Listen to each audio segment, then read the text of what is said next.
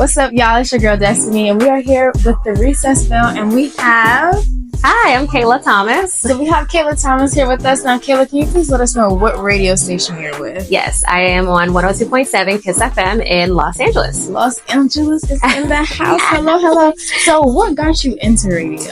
I took a radio class in college. Okay. And at first I went to college for TV. Okay. But I hated it. I don't mind being in front of the camera, but I didn't like it. I didn't also like, doing the newsy stuff and reading a teleprompter, and it just wasn't fun. But so I decided to take a radio class, and my professor just, I don't know, it was something about him. He just made me fall in love with the idea of just using my voice for so many different things.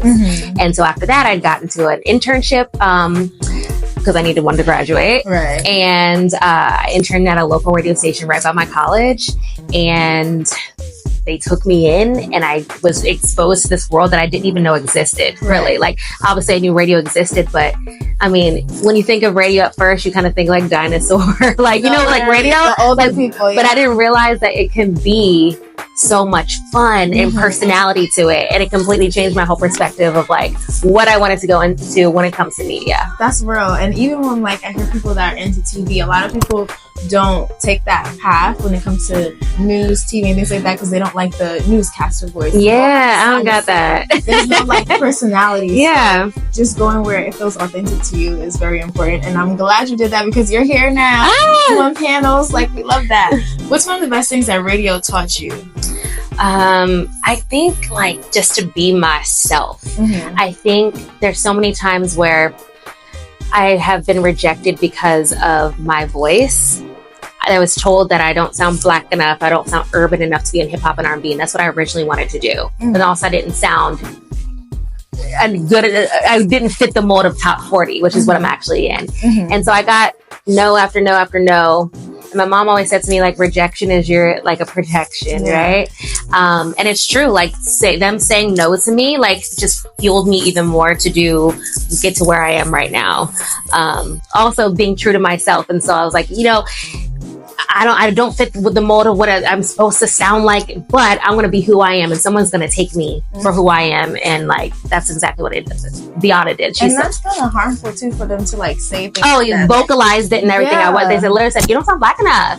You sound like a little white girl. And I'm like, yo, like, and it ruined my confidence. You know what I mean? And I had a lot of imposter syndrome because I don't know how I'm supposed to sound. And even coming to KISS, it kind of like affected me too, because I'm like, do they want me to sound white? Do they want me to sound, what if I sound too black? Like, am I supposed to sound like JoJo? Am I supposed to sound like Destany? Right. And I just had to remember that Beata, and my boss, she hired me for me and my personality, and I can't be anybody else. Exactly. And so that translates into my everyday life as well, of just like being who I am and what God like called me to be. Exactly. And then you doing that is a really huge help for other black girls that don't fit the mold of what black women are supposed to be. Like, we have duality. Some of us may sound what they say to be more cultured. Some of us may sound what they may say to be too white.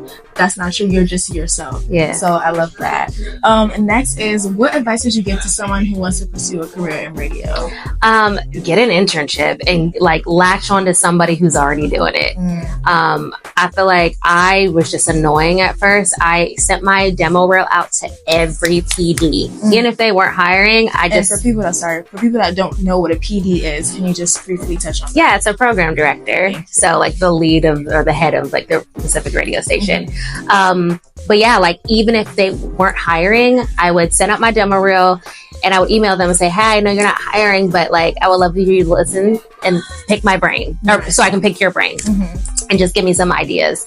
I think I sent it out to like everybody, like hundreds and hundreds of times. But yeah, just keep sending things out. Get into come to events like this, morning show boot camp, where you can meet and mingle with people, because like your personality is going to speak louder than like emailing somebody and saying, hey, can I get some time? Like, show up. Right. Like, I do the most. Like I said, I sent a pizza. You know what I mean? That story had you on Facebook.